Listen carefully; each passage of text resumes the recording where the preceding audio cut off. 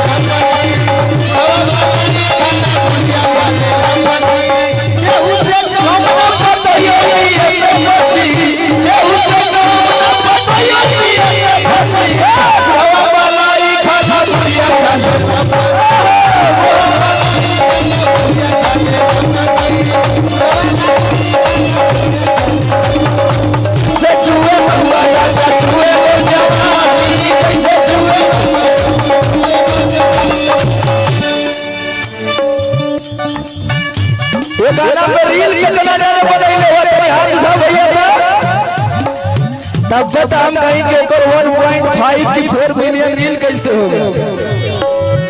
देखा भी रील पड़ी ना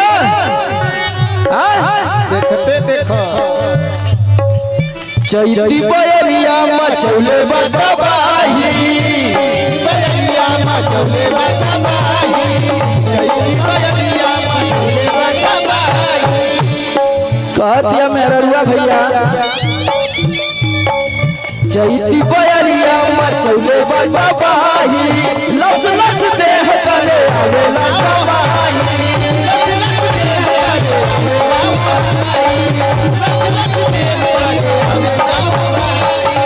चैती बयलिया मचौले बदबाही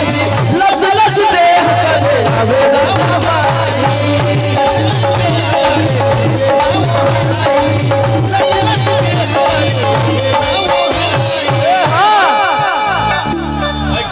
आज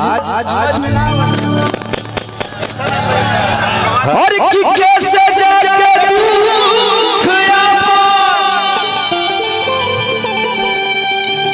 और राजा हो बखानी राजा कैसे जाके दुख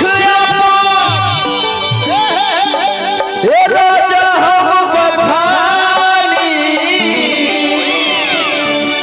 चला तैयार हुआ लोग नाचे बदे आवा कि जैसे छुए महुआ राजा छुए महुआ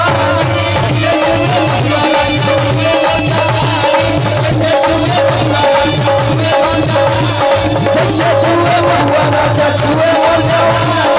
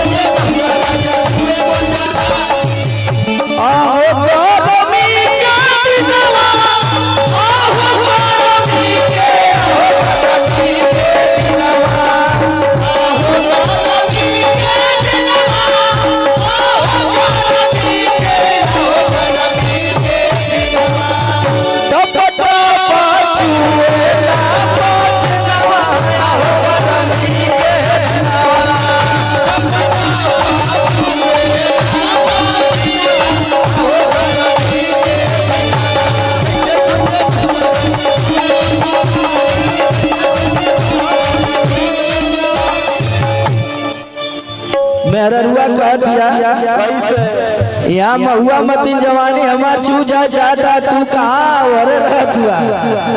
अरे पुअतरा कह दिया कि बहरा में मुक्त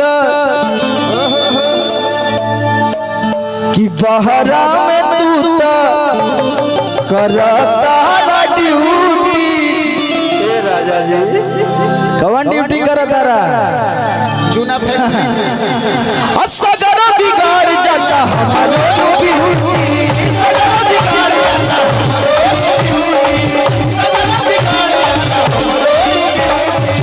बहरा में टूटल करता ड्यूटी सदर बिगाड़ जाता हमारो ड्यूटी सदर बिगाड़ जाता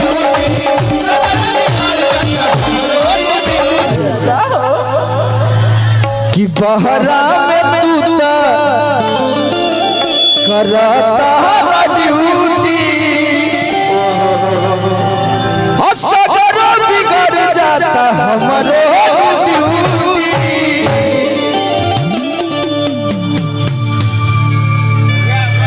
सुनील समान का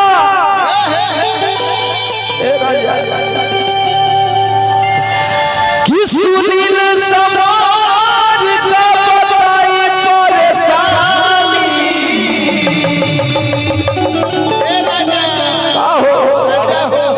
कि सुनील समान का